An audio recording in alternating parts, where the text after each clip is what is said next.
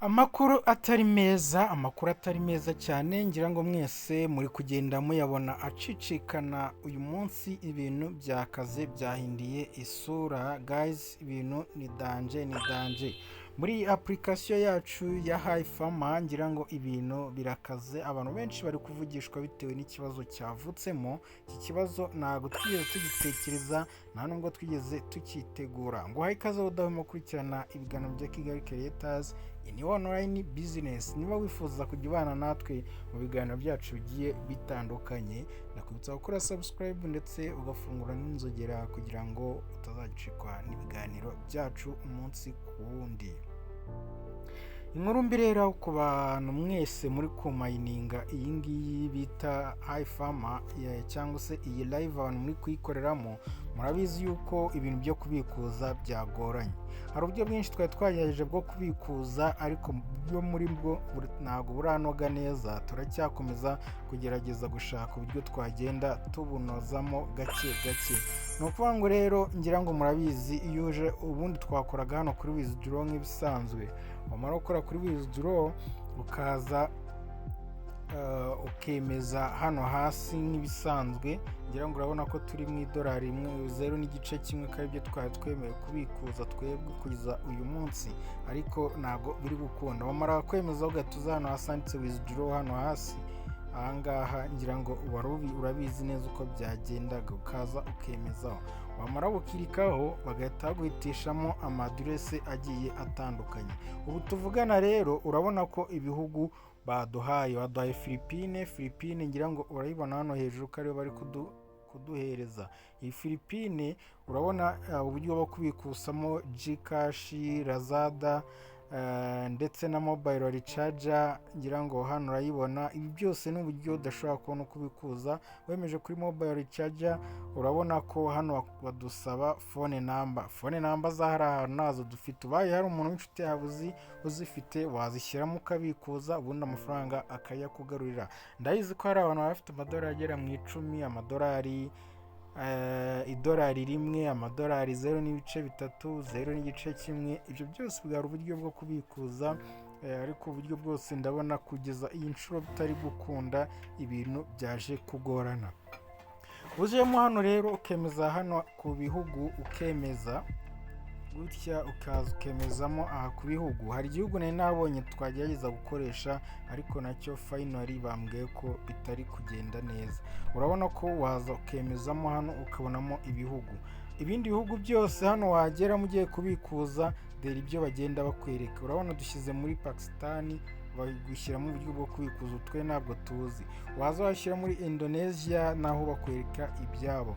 Waza washyira muri Vietnam, naho bakwereka uburyo bwo kubikuza twe tutazi. Waza hano muri United Arab, aho nta n'ikintu kimwe babasha kukwereka, ariko nabo payment zabo bigaragaza ko ari kuri nomero. Waza muri Turkiya, naho nuko bigenda, aho barakubwira ngo ni banki. Waza muri Egypt gutya, naho barakubwira ngo ni Vodacom, Orange, Etisalat. Izi zose barazikwereka, ariko twebwe ntabwo tuzi uko zikoreshwamo muri biriya bihugu. Wakimanukira muri Brazil, naho bakwereka ibyabo, bakwereka G-Bank. Waza hano muri Bangladesh niho hari uburyo bwiza bwo kubikuza, ariko nabwo twabugerageje tubona bidakunda. Sinzi niba nafashe adresse nabi, ariko uje ugakanda hano, ngira ngo urabona ko haje USDC kwa kundi twari dusanzwe tubigenza. Bakakubaza adresse ya Ethereum, bakubazaga hano adresse ya Ethereum ariko iri muri USDC, barakubwira ngo ni ERC20. ngira ngo urabona ko birimo hano. Reka tuyishyiremo maze nawe urebe uko batubwira. Uraza rero ukinjira muri Binance nk'uko twajya tubikuza nk'ibisanzwe, ukandikamo USDC nk'ibisanzwe. Reka tuteyeze ifunguke ho gatoya. Wazaga gutya ukinjira muri USDC. Reka turebe Ethereum USDC.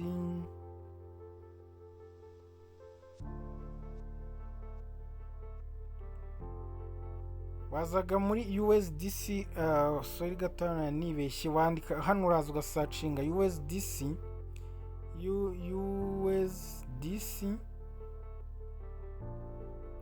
gutya. Wamara kwandikamo USDC uraza ugakirika kuri iyi ya mbere ahangaha, wamara kuyikirikaho ugahita ujya muri adresse yabo. Uraza rero ugahitamo, ureka ko batubwiye ERC hano hasi niho iri, uramanuka hano hasi kuri Ethereum ariko mu bwoko bwa ERC20 ni iyi ngiyi. Bamara guhitamo iyi ngiyi ukaza ukayikandaho, iyo uyikanzeho bahita baguha adresse. Ngira ngo urabona ko adresse ni ya yindi ya USDC gusa iri muri Ethereum nk'uko bayitubajije. Uraza rero ukayikopiya gutya nk'ibisanzwe, wamara kuyikopiya ugahita wihuta hahandi ukagenda ukayimizamo ahangaha. Ngira ngo urabona ko ayo wadusaga ERC20, ngira ngo urayibona ngiyi hano. Noneho bakatubazana Ethereum, uraza rero ukaza ugashyiramo ya kopi yawe ahangaha, ya adresse tumaje gufatayo. Adresse tumaje kuyishyiramo, uhita uza rero hano hasi handitse withdraw gutya ukemeza. Urabona ko rwose na withdraw iraza, ukabona ko byemera bikunda gutya ukayishyiramo. Wamara kuyishyiramo rero ugakanda kuri withdraw. Imaze gukanda kuri withdraw, urabizi ko n'ubundi twakonfirmingaga gutya, ugakanda kuri confirm ahangaha. Wamara gukanda kuri confirm gutya, urusome amagambo batubwira. Ngira ngo urabona ngo sorry this region is not currency.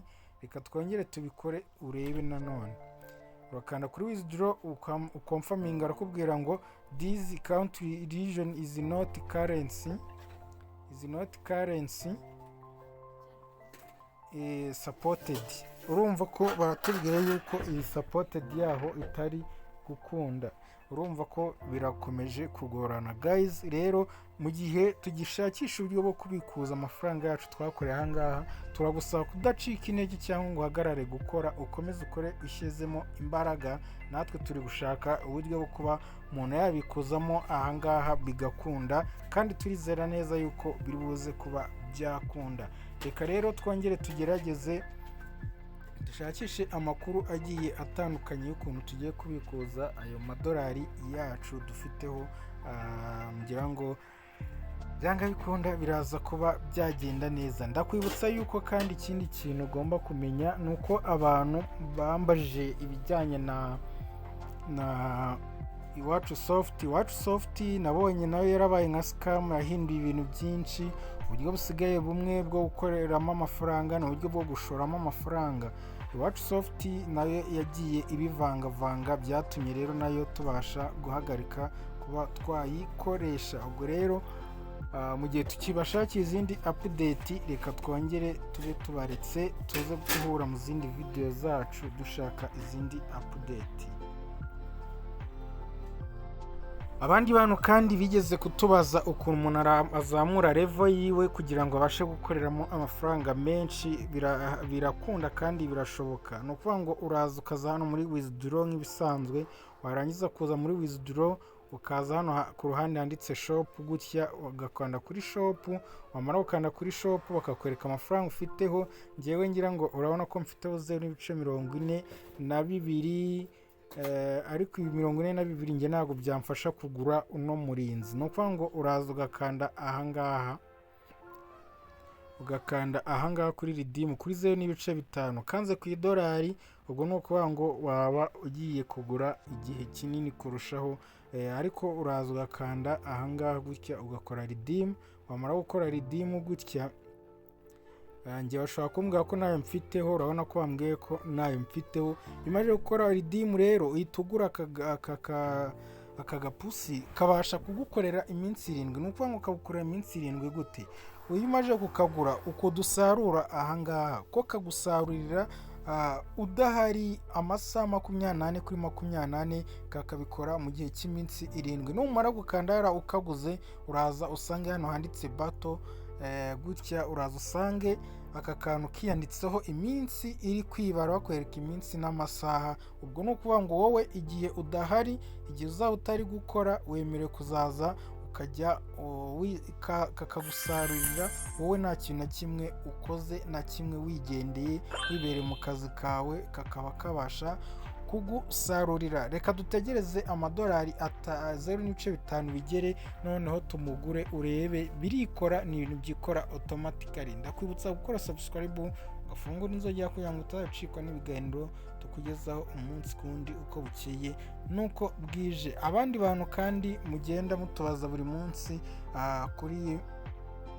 website niba zikora neza. Hano tugukora website ushobora gukora amafaranga ukanayabikuza, tukakwereka uburyo abikuzwamo ndetse byazahinduka nyuma, ariko tukaba twarakweretse ukuri kwabyo uko byatangiye. ngira ngo niyitangira twaberetse uko yari imeze, uko twabikuzagamo amafaranga, nubwo kuri uyu munsi yagiye ihindura gahunda, ariko nibura ngira ngo mwabonye ko aya mbere twabashije kuba twayabikuza tukayarya neza cyane.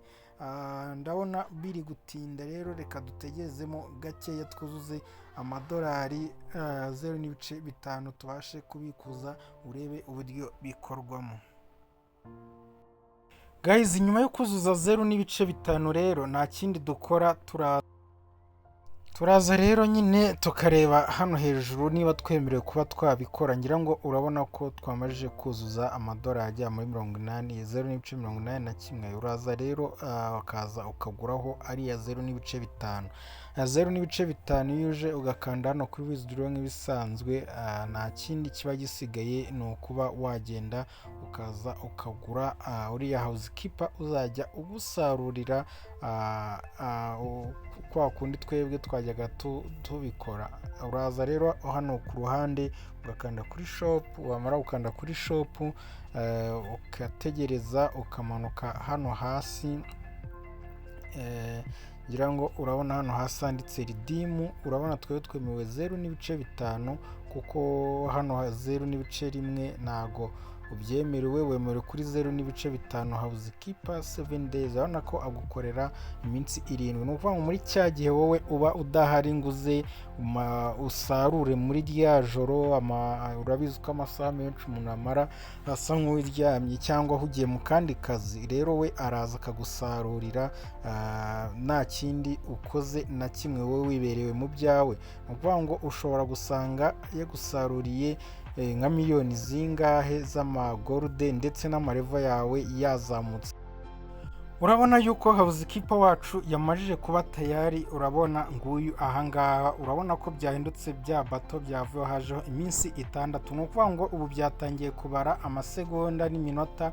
mu minsi 6 uyu akagapusi kacu, uyu murinzi wacu azajya tegurira. ngira ngo urabona hano hejuru, urabona ko biri kwibara, ntabwo twongera gukoraho, biraza by'ubwabyo guhita byimayininga bihite byisarura. ngira ngo reka turebe gatoya uko bigiye gukorwa. reka dutegerezemo gatoya amasegonda arangira. namara kurangira urahita wibona byikoze, nta kintu na kimwe nkoze ngo nirwe nsarura, byo ubwabyo birisarura. uyu housekeeper nicyo agukorera, bituma mu gihe cy'ijoro rimwe ushobora gusanga wakoreye nka miliyoni 3 z'aya magolde, ugasanga amarevo yawe ageze nko muri 40, kandi gutyo turi nko kuri level ya 11, ugasanga ijoro rimwe ugeze nko kuri level nk'iya 40. ari nako hano usanga amadolari yazamutse, ugasanga niba ari 31 twari dusigaranyeho, kuko uribuka ko yandi 5 tuyaguzemo mu housekeeper, ugasanga umaje kugeramo nk'amadolari 2. birihuta kandi biroroshye. reka dutegereze ano masegonda yacu 10 arangire. namara kurangira ahita ubona byisaruye, nta kintu na kimwe dukoze, bihita byikora direct. reba uko bigenda. ngira ngo urabona ko bise byisarura neza cyane, nta kintu na kimwe kindi dukoze. uku niko level zawe zizamuka. ikindi level zikazamuka mu gihe waba wagiye gutanga gift mu marumu nk'ibisanzwe. ngira ngo urabimenyereye, uje kuri dice yacu, uje kuyikina, urabizi neza ko wahita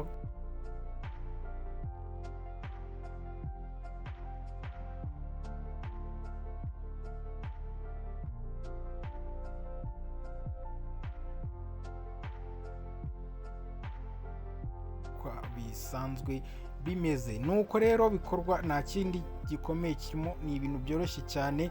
Guys, reka rero dusubize cyangwa se dusubize kimwe mu bibazo abakunzi bacu baba bagiye batubaza ukuntu bazamura level. Tuzajya tubereka byinshi bigiye bitandukanye muri iyi application, ari nako tubigira uburyo bwo kuba wabikuza. Turimo turabikurikirana kandi turabizi ko biza kuba byagenda neza cyane. Ciao ciao rero, reka tuzasubire mu zindi video zacu zigiye zitandukanye.